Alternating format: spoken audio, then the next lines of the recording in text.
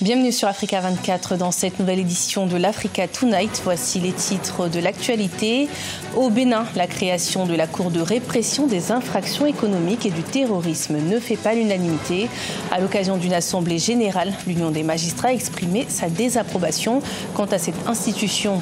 Dans l'actualité également, la fondation Tony Elumelu a tenu la 4e édition de son forum sur l'entrepreneuriat. L'occasion d'annoncer un investissement de 100 millions de dollars pour le financement de près de 10 000 projets à travers le continent. Et puis Ouagadougou, la capitale burkinabé, abrite depuis le 26 octobre la 15e édition du Salon international de l'artisanat, une édition qui reçoit Madagascar comme pays d'honneur. Mais tout d'abord, la monarchie de Eswatini a un nouveau Premier ministre. Il s'agit de l'homme d'affaires Mandvulo Ambrose Dlamini, actuel PDG de la branche locale du groupe de téléphonie mobile MTN. Novice en politique, le nouveau chef du gouvernement remplace Sibusiso Barnabas Dlamini, qui est décédé en septembre dernier des suites d'un cancer. L'Union nationale des magistrats du Bénin a tenu une assemblée générale extraordinaire à Cotonou, la capitale. Les magistrats se sont prononcés entre autres sur la création de la Cour de répression des infractions économiques et du terrorisme, une institution qui ne fait pas l'unanimité. Le point sur la rencontre dans ce reportage de notre correspondant Lefty Ounou, commenté par Siamlo Victoria Seji.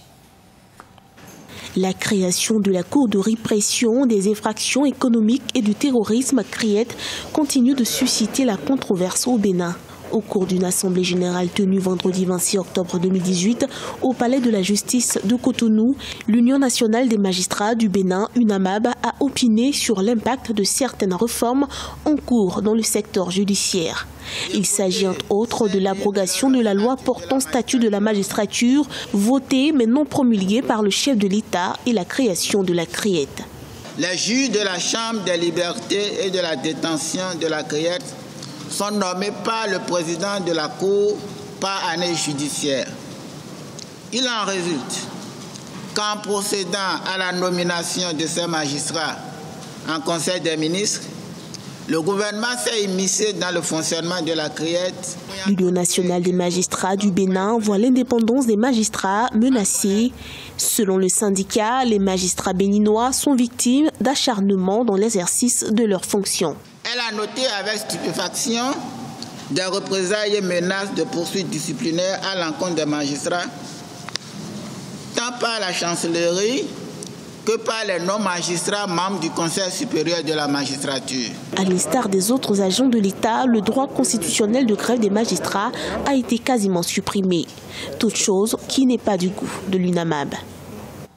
Et en parallèle au Bénin, le gouvernement a dévoilé son plan national de développement 2018-2025, un programme qui vise à atteindre une croissance inclusive et durable d'ici à 2025. L'accent sera mis sur le renforcement du capital humain, mais aussi le développement des infrastructures durant cette période. À noter que le projet repose sur 3 piliers, la diversification de la production agricole, la transformation agro-industrielle ainsi que l'exportation des connaissances.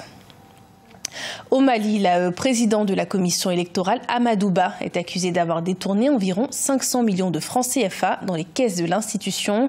Une situation qui serait à l'origine des difficultés financières, mais aussi des arriérés de salaire. Bien qu'il réfute ces accusations, la majorité des commissaires ont voté pour sa destitution. Des explications avec Mokhtar Bari. Depuis le 22 octobre 2018, la commission électorale malienne traverse une crise interne. 8 des 15 commissaires qui comptent l'institution ont décidé de mettre fin au mandat du président Amadou Ba et celui de son questeur Befon Sissi.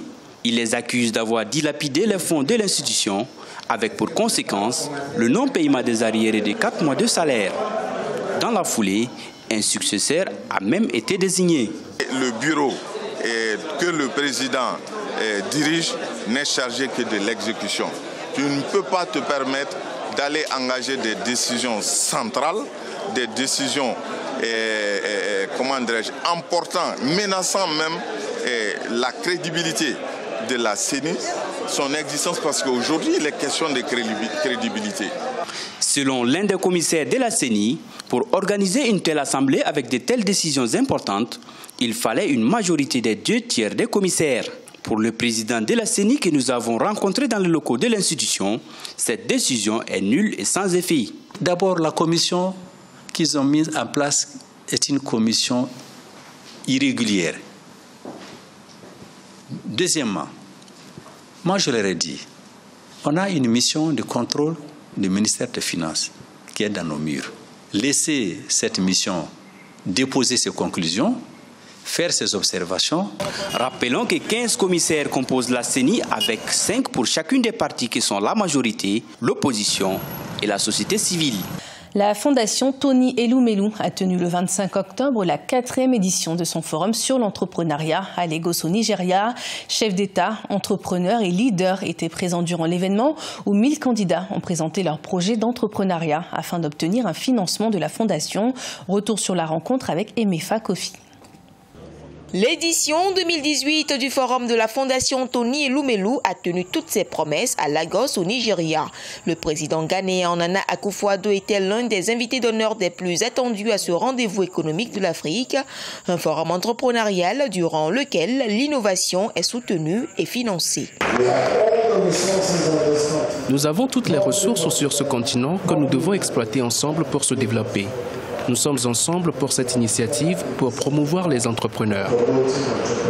Le forum entrepreneurial de la Fondation Tony Elumelu a regroupé plus de 5000 entrepreneurs et des centaines d'investisseurs. À cette 4e édition, plus de 1000 candidatures ont été retenues sur 150 000 enregistrées. Nous savons que la transformation de l'Afrique ne peut être possible sans le soutien de nos premiers dirigeants. Votre présence est tout un symbole et apporte un plus pour cette initiative. Autre temps fort de ce forum, ce concours de plaidoyer du meilleur projet entrepreneurial auquel ont pris part 5 candidats. Mahassan Quadrir est sorti lauréate avec son application mobile Cash Madame qui convertit des données en informations capitales pour le secteur informel. The training program that the Tony Elumelu Foundation takes you through is extensive. La fondation Tony Elumelu nous donne une formation intense. Cette fondation met à notre disposition un réseau d'entrepreneurs et nous connecte finalement à des mentors expérimentés. Ses partenaires, notamment le Programme des Nations Unies pour le développement, la Fondation Tony Elumelu soutient la jeunesse africaine. 5 000 $ sont versés aux bénéficiaires de la formation en capital de départ. Plus de 4 000 jeunes ont déjà bénéficié de ce programme sur 10 000 entrepreneurs visés à l'horizon 2024. Au Burkina Faso, la 15e édition du Salon international de l'artisanat de Ouagadougou s'est ouverte ce vendredi 26 octobre 2018. Depuis près de 30 ans, l'événement rassemble des artisans venus de l'Afrique, mais aussi du monde entier. Et pour cette dernière édition, Madagascar était le pays hôte. Des précisions avec notre correspondant Jean-Paul Ouedraogo.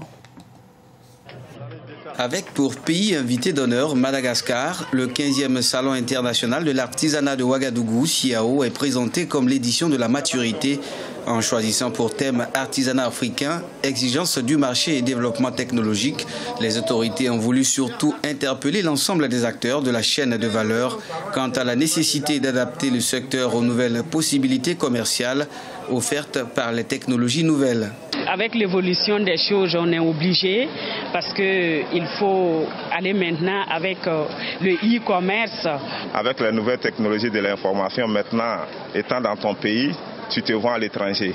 Voilà, tu n'as pas besoin de te déplacer. Le SIAO accueille cette année 300 000 visiteurs venus de 25 pays, créés il y a 30 ans. La biennale, au fil du temps, s'est imposée comme l'une des foires commerciales les plus importantes en Afrique. C'est surtout une occasion exceptionnelle d'aller à la conquête du monde parce que ce salon est un salon de référence. C'est un salon qui va permettre d'avancer davantage vers la conquête des marchés qui nous échappent encore. Selon de nombreuses études, l'artisanat est le deuxième pourvoyeur d'emplois en Afrique après l'agriculture et l'élevage. Il contribue pour environ 20% du produit intérieur brut des pays africains.